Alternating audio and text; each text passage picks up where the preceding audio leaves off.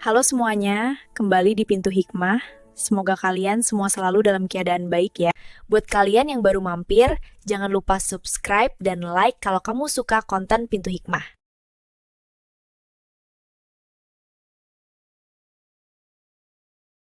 Uang gaji kamu itu tidak seberapa dibanding pengabdian ke keluarga. Berhenti kerja dan urus makan minum adik iparmu. Kalimat itu masih terngiang-ngiang jelas di telingaku saat ibu mertua menyobek surat kontrak kerjaku tepat di depan mataku. Aku cuma bisa berdiri mematung, melihat kepingan kertas berharga itu jatuh berserakan di lantai ruang tamu.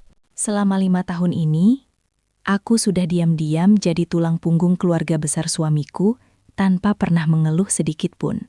Tapi bukannya dihargai, aku malah dianggap cuma mesin uang yang juga wajib jadi pelayan untuk anak kesayangan mertuaku. Mereka pikir aku lemah dan bisa ditindas hanya karena aku memilih untuk tetap sopan dan menjaga wibawa suamiku. Padahal mereka nggak tahu kalau setiap rupiah yang aku keluarkan sudah tercatat rapi dalam buku hitam yang aku simpan. Sekarang saatnya aku berhenti jadi menantu yang penurut dan membiarkan mereka membayar harga dari kesombongan mereka. Kenalin, namaku Hana. Di kantor, semua orang mengenalku sebagai manajer yang tegas dan sukses mengatur puluhan staf bawahanku. Tapi, begitu aku melangkah masuk ke pintu rumah, statusku langsung berubah drastis menjadi orang paling rendah di mata Ibu Rosa, mertuaku sendiri. Selama 5 tahun menikah dengan Mas Danu, aku berusaha jadi istri yang sempurna sekaligus menantu yang berbakti. Setiap pagi, sebelum berangkat ke kantor jam 7, aku harus selesai memasak, mencuci baju, dan membersihkan rumah besar ini sendirian.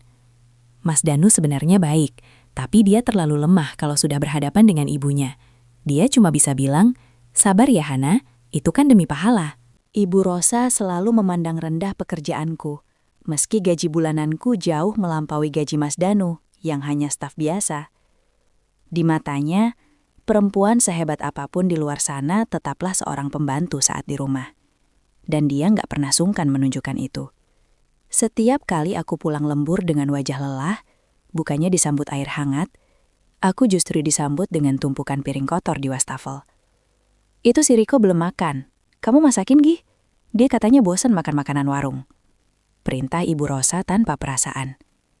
Riko itu adik iparku, laki-laki dewasa umur 25 tahun yang kerjanya cuma main game di kamar dan minta uang jajan ke Mas Danu.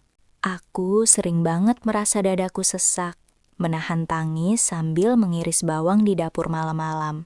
Padahal mataku sudah perih karena seharian menatap layar laptop. Aku yang membayar cicilan rumah KPR ini. Aku yang membayar listrik, dan aku juga yang memenuhi kulkas sampai penuh setiap minggu.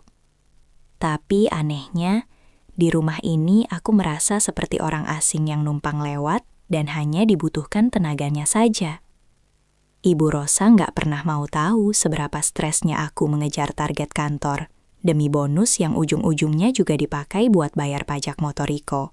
Kehidupan semu ini aku jalani dengan sabar, karena aku sangat mencintai Mas Danu, dan aku percaya suatu saat mereka akan sadar betapa berartinya aku.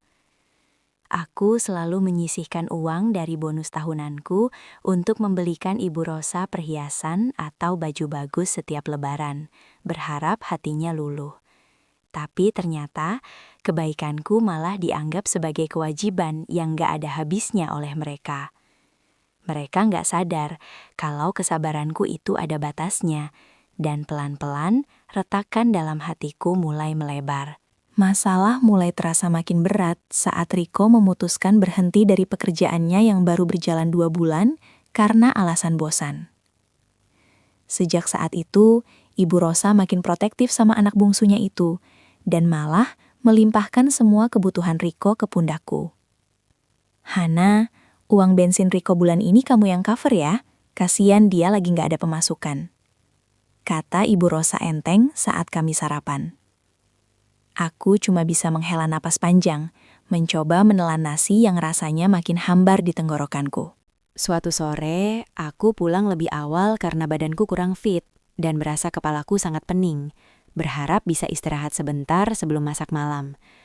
Tapi begitu buka pintu, aku melihat Ibu Rosa dan Riko sedang duduk santai di ruang tamu sambil menikmati martabak mahal yang aku beli buat camilan malam nanti. Bukannya tanya kondisiku, Ibu Rosa malah mengomel karena aku nggak bawa oleh-oleh makanan lain saat pulang kantor.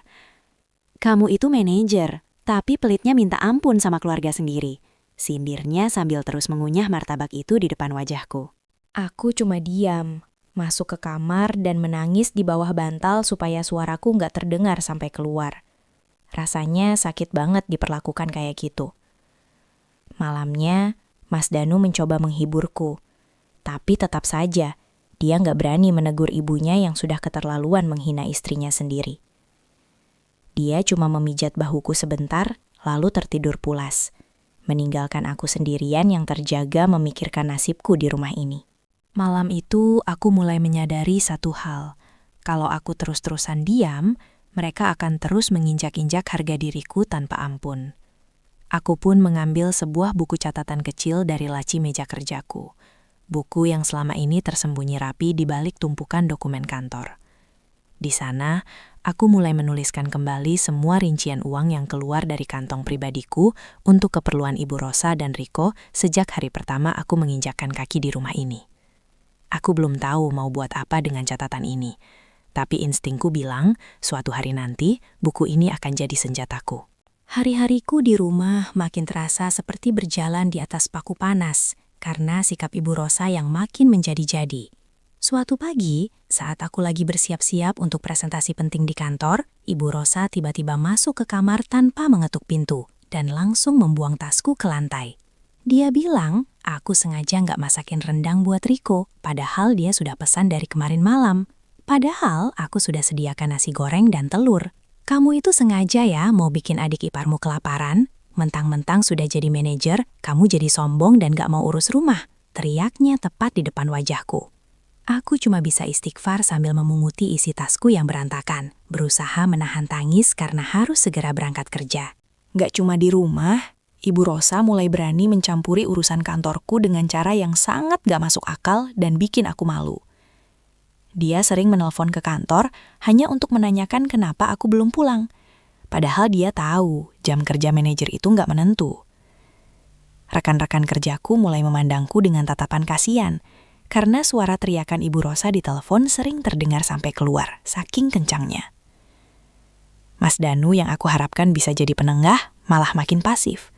Dia bilang, "Sudahlah Hana, turuti saja apa maunya ibu biar rumah ini tenang." Puncaknya adalah ketika Riko dengan santainya meminta uang 5 juta rupiah padaku untuk DP motor baru, karena motor lamanya dia anggap sudah nggak keren.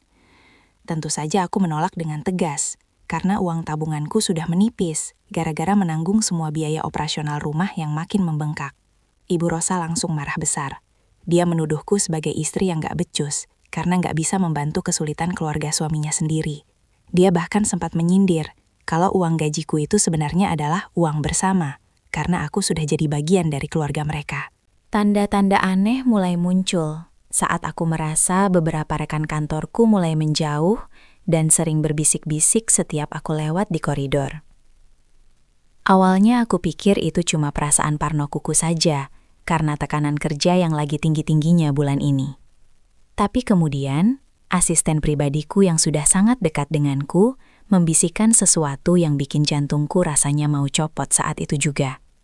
Dia bilang ada seorang wanita paruh baya yang sering menelpon ke HRD dan bagian kepatuhan perusahaan, melaporkan kalau aku melakukan korupsi uang kantor. Wanita itu mengaku sebagai kerabat dekatku dan bilang kalau gaya hidupku di rumah sangat mewah, padahal gaji manajer nggak mungkin bisa mencukupi semua itu. Aku langsung lemas.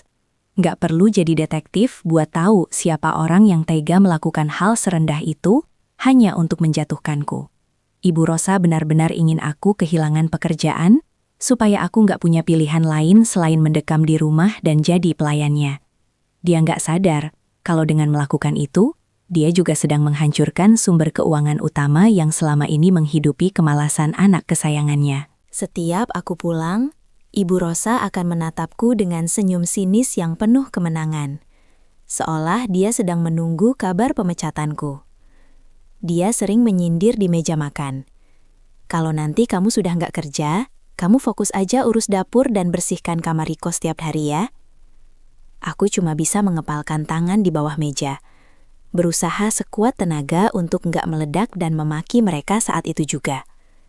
Rasanya sakit sekali melihat orang yang aku anggap ibu malah berusaha menghancurkan masa depanku dengan fitnah yang sangat keji. Kecurigaanku makin terbukti saat aku menemukan beberapa dokumen kantorku yang aku bawa pulang ternyata sudah acak-acakan dan ada bekas coretan pulpen di sana. Riko dengan wajah tanpa dosa bilang kalau dia cuma cari kertas coret-coretan buat hitung poin game online-nya. Padahal itu dokumen rahasia.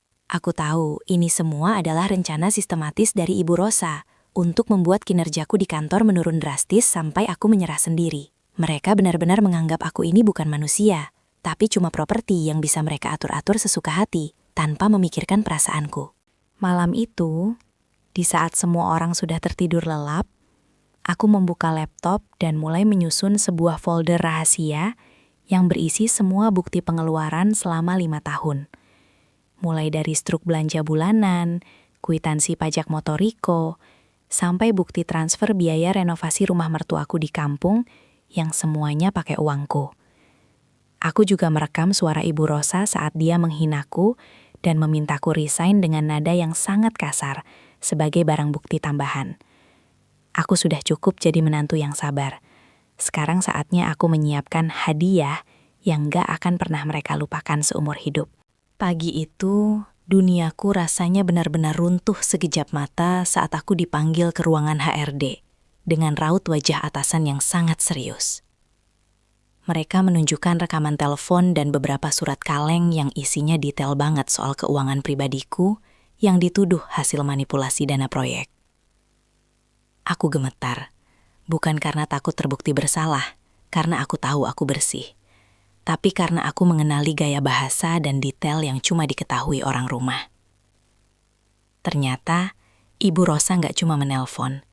Dia bahkan sempat datang ke kantor saat aku sedang rapat, mengaku sebagai ibuku yang prihatin melihat menantunya makin serakah. Aku pulang dengan langkah gontai, membawa surat skorsing sementara sampai investigasi internal selesai. Rasanya mau mati saja saat itu juga. Sesampainya di rumah, pemandangan yang aku lihat justru bikin emosiku naik ke ubun-ubun, karena Ibu Rosa dan Riko malah sedang asyik tertawa. Di meja ruang tamu, aku melihat tas kerjaku yang tertinggal tadi pagi sudah terbuka lebar dan isinya berantakan di atas meja, termasuk surat kontrak kerjaku yang asli. Tanpa rasa bersalah, Ibu Rosa berdiri dan memegang surat itu, lalu dengan gerakan lambat dia menyobeknya jadi 2, tepat di depan mataku yang sudah berkaca-kaca. Nah, sekarang kamu nggak usah pusing lagi mikirin kantor, fokus aja di sini. Urus makan minum Riko dan bersihkan rumah ini sampai mengkilap. Ucapnya penuh kemenangan. Ibu tega banget fitnah aku ke kantor sampai aku dapat skorsing. Suaraku bergetar hebat, menahan tangis yang sudah nggak bisa lagi aku bendung. Bukannya merasa bersalah, Ibu Rosa malah tertawa sinis dan mendekat ke arahku sambil menunjuk-nunjuk keningku dengan jarinya yang kasar. Itu bukan fitnah, itu cara ibu menyelamatkan kamu dari sifat sombong. Uang gaji kamu itu tidak seberapa dibanding pengabdian ke keluarga. Berhenti kerja dan urus adik iparmu. Dialog racun itu keluar begitu saja dari mulutnya tanpa saringan, membuat hatiku yang sudah retak kini benar-benar hancur berkeping-keping. Aku menatap Mas Danu yang baru saja pulang, berharap dia membelaku. Tapi dia cuma berdiri mematung di pintu dengan wajah pucat tanpa berani bersuara. Mas, kamu lihat kan ibu nyobek kontrak kerjaku? Kamu lihat kan mereka mau hancurin hidupku? Teriakku histeris. Tapi Mas Danu malah menunduk dan bilang, "Mungkin ibu ada benarnya, Hana. Kamu memang terlalu sibuk."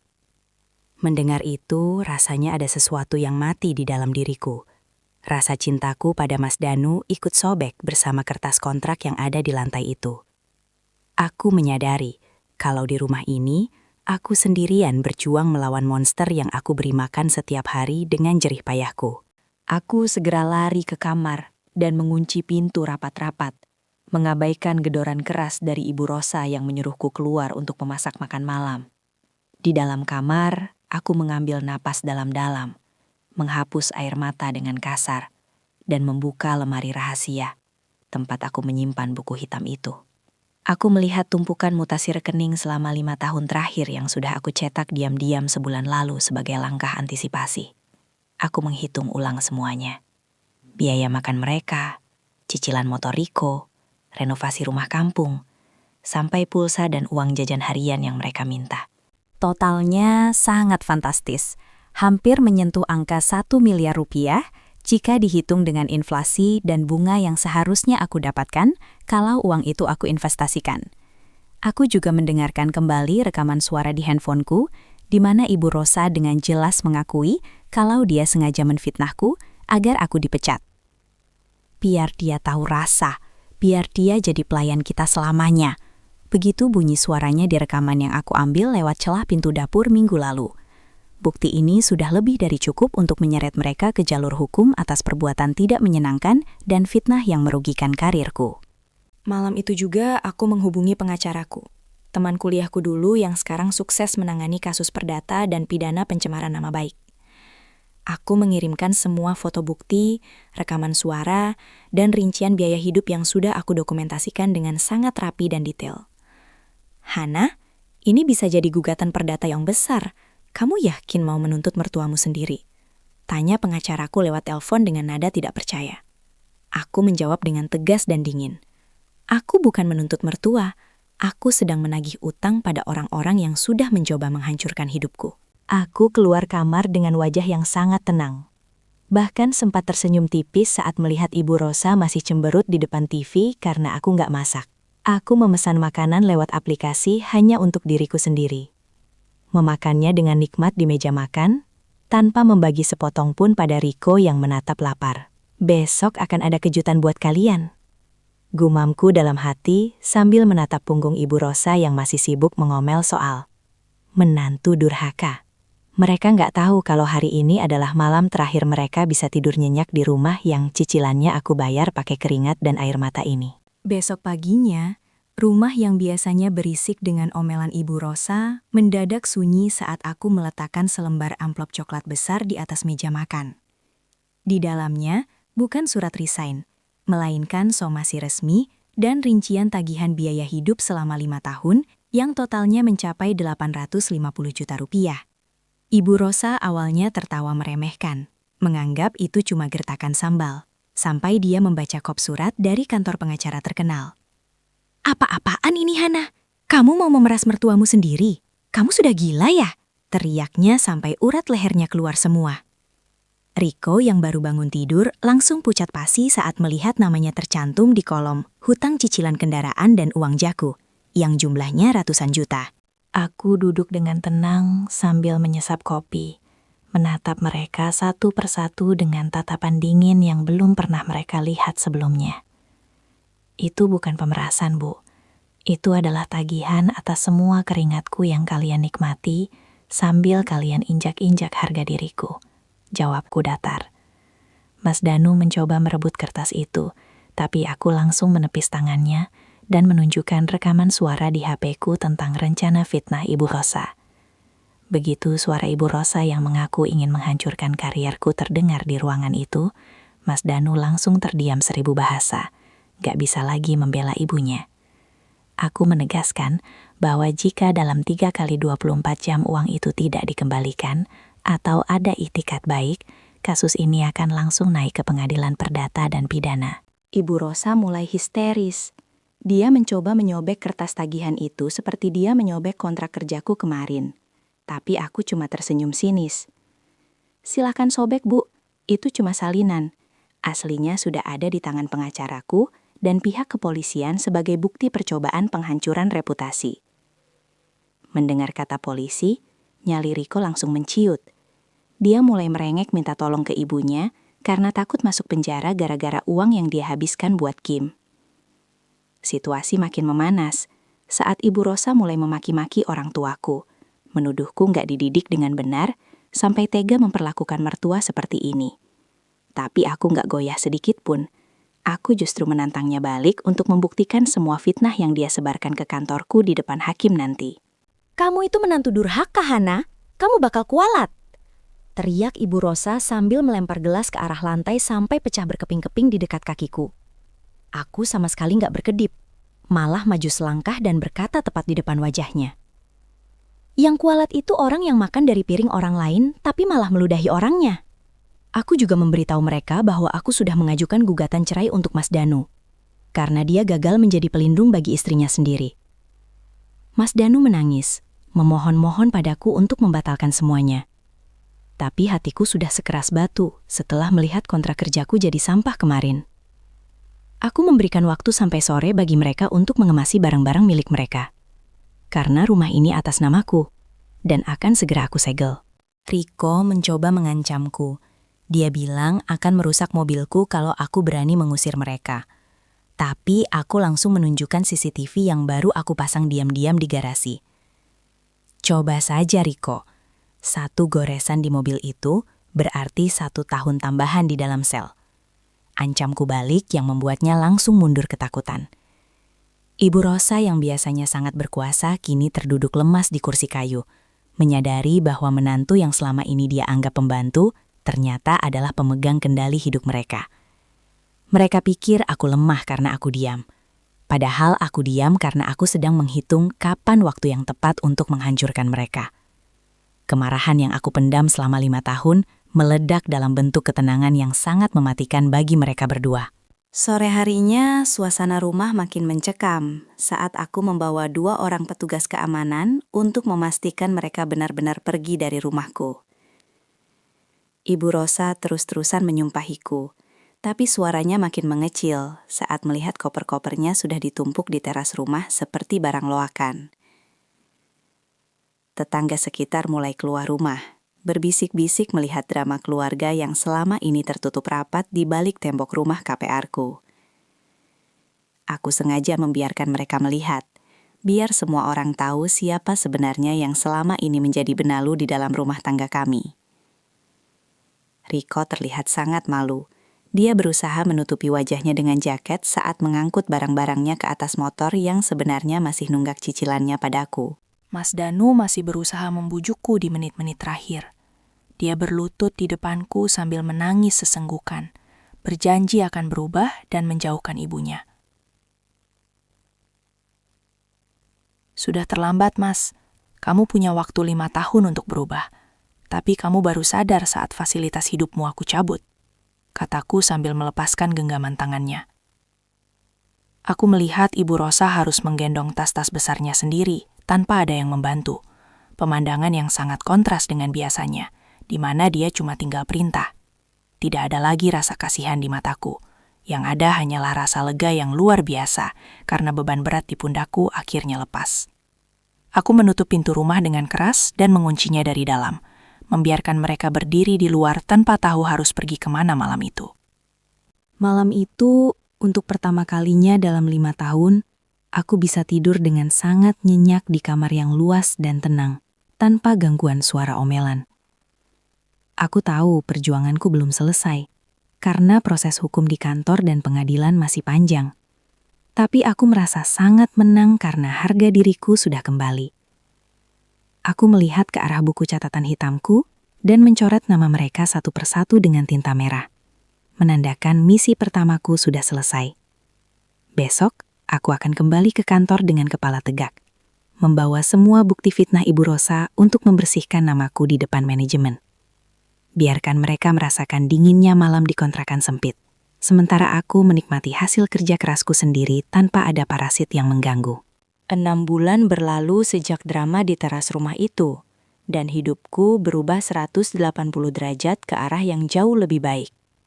Berkat bukti rekaman dan dokumen yang aku ajukan ke kantor, pihak HRD tidak hanya mencabut skorsingku, tapi juga membersihkan namaku sepenuhnya di depan seluruh staf. Ibu Rosa dan Riko tidak bisa berkutik saat pengacaraku menyodorkan bukti-bukti otentik di hadapan mediator pengadilan perdata. Karena mereka sama sekali tidak punya tabungan dan tidak sanggup membayar tagihan 850 juta itu secara tunai, pengadilan memutuskan untuk menyita aset yang mereka miliki. Motor kebanggaan Riko yang baru setengah lunas dan semua barang elektronik mewah di rumah mereka harus dilelang untuk menutupi sebagian kecil hutang padaku. Kabar terakhir yang aku dengar, Ibu Rosa dan Riko sekarang terpaksa tinggal di sebuah kontrakan petak sempit di pinggiran kota yang panas dan pengap. Riko yang dulunya malas-malasan, kini harus bekerja serabutan jadi kuli panggul di pasar, karena tidak ada perusahaan yang mau menerima orang dengan riwayat buruk. Ibu Rosa sendiri kabarnya sering menangis, karena harus mencuci baju tetangga demi sesuap nasi, sebuah pekerjaan yang dulu selalu dia bebankan padaku dengan sombongnya.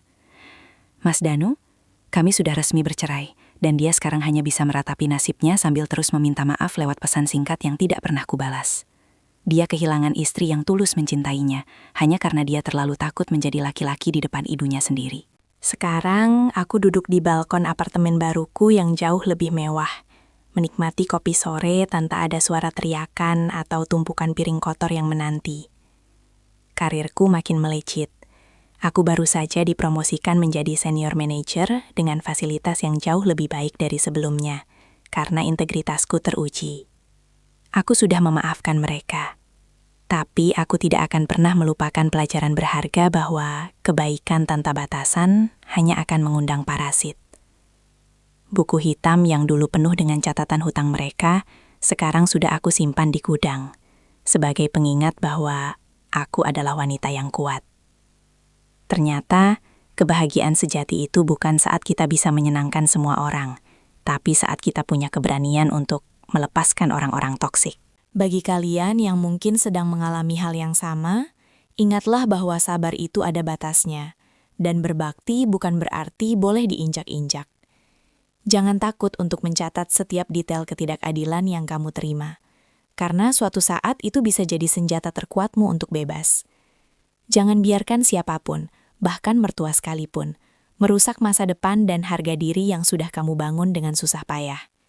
Kamu berhak bahagia dengan hasil kerja kerasmu sendiri, tanpa harus menanggung beban orang-orang yang tidak tahu cara berterima kasih. Sekarang aku hidup dengan tenang, tanpa hutang rasa sakit, dan tanpa bayang-bayang masa lalu yang kelam. Pesan moralnya sederhana. Jangan pernah meludahi sumur yang memberimu minum, karena saat sumur itu kering atau ditutup, kamu sendiri yang akan mati kehausan. Ibu Rosa dan Riko sudah merasakan karmanya, terjebak dalam kemiskinan yang mereka ciptakan sendiri karena keserakahan dan kesombongan mereka. Aku tidak merasa jahat. Aku hanya memberikan mereka pelajaran tentang realitas hidup yang selama ini mereka abaikan. Dunia itu berputar, dan hari ini aku berada di atas bukan karena keberuntungan, tapi karena keberanian untuk melawan. Selamat tinggal masa lalu yang pahit, dan selamat datang kehidupan baru yang jauh lebih bermartabat. Aku melihat pantulan diriku di kaca. Hana yang sekarang jauh lebih bersinar dan tampak lebih muda, karena beban pikiran itu sudah lenyap sepenuhnya. Tidak ada lagi mata bengkak karena menangis di dapur malam-malam, yang ada hanyalah senyum kemenangan setiap kali melihat saldo rekeningku bertambah. Aku baru saja memesan tiket liburan ke luar negeri untuk diriku sendiri, sebuah hadiah kecil atas kemenangan besarku melawan ego mertua toksik. Hidup ini terlalu singkat untuk dihabiskan menjadi pelayan bagi orang-orang yang tidak menghargaimu. Jadi, pastikan kamu adalah pemeran utama di hidupmu sendiri. Setiap tetes air mata yang dulu jatuh, kini sudah terbayar lunas dengan kesuksesan dan kedamaian yang aku miliki sekarang di tangan sendiri. Aku belajar bahwa pembalasan terbaik bukanlah dengan kekerasan, melainkan dengan menjadi jauh lebih sukses dan membiarkan mereka melihatnya dari kejauhan. Biarlah mereka tetap di sana, di tempat yang layak bagi para pengkhianat dan pemfitnah. Sementara aku terus melangkah maju menuju puncak. Terima kasih kepada kalian yang sudah mendengarkan ceritaku. Semoga kisah ini bisa menjadi kekuatan bagi kalian yang sedang berjuang di luar sana. Ingat, jadilah wanita yang mandiri secara finansial, karena dengan begitu, tidak akan ada satu orang pun yang bisa merendahkanmu sesuka hati mereka. Saat kamu punya kuasa atas uangmu, kamu punya kuasa atas hidupmu, dan tidak ada dialog racun yang bisa menembus dinding harga dirimu. Ceritaku berakhir di sini dengan senyuman, sementara cerita mereka mungkin baru saja dimulai dengan penderitaan yang panjang sebagai hukuman. Sampai jumpa di kesuksesan kalian masing-masing, dan jangan pernah takut untuk melepaskan demi mendapatkan yang lebih baik.